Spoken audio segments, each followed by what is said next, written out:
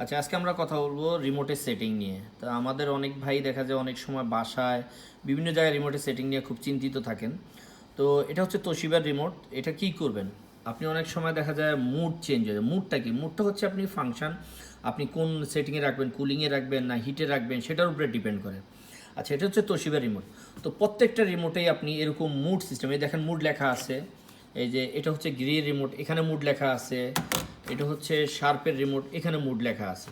আচ্ছা, এখন হচ্ছে এটা হচ্ছে যেমন এখানে তোশিবার মধ্যে এটা হচ্ছে কুলিং মুড, আপনারা দেখতে পাচ্ছেন কি না, এই যে স্টারের মতো দেখা যায় কুলিং মুড।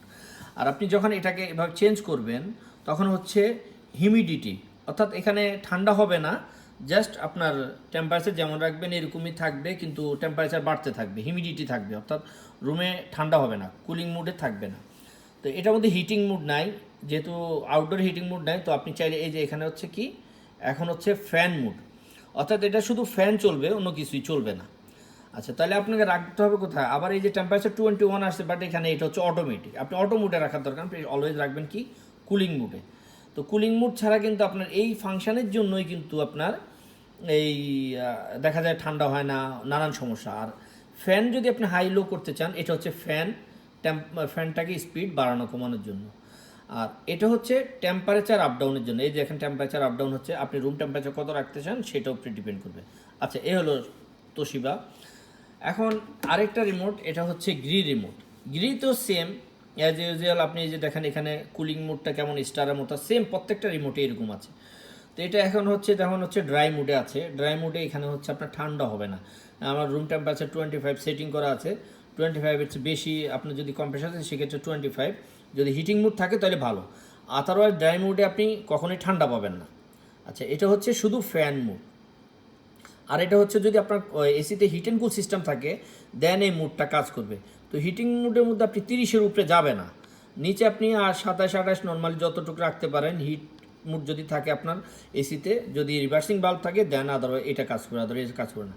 অ্যাজ ইউজুয়াল সবগুলোর মতো এরকম এটা fan speed high low medium, এই যে দেখেন উপরে ফ্যান স্পিডটা আপনি সেট করতে পারতেছেন। ওকে, এ হচ্ছে fan speed.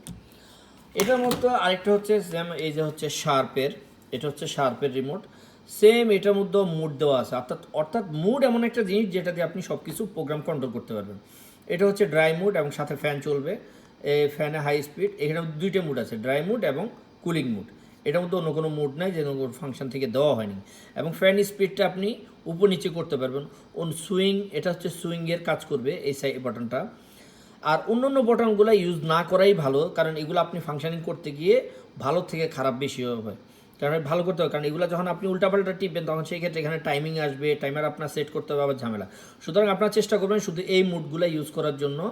R of R on button এগুলা, এই একটা অফ অন বটন, সেম এটাই হচ্ছে অফ অন বটন, এই যে ইউনিট অফ, এখন ইউনিট আবার অন। সেম এখানেও এই যে ইউনিট অফ, আবার এই যে ইউনিট অন। এই বটনগুলো ছাড়া অন্য কোনো বটন আপনারা চেষ্টা করবেন ইউজ না করার, সেই ক্ষেত্রে আপনার কিন্তু ঝামেলা হওয়ার সম্ভাবনা বেশি। এই হচ্ছে 3টা রিমোট আপনাদেরকে দেখালাম।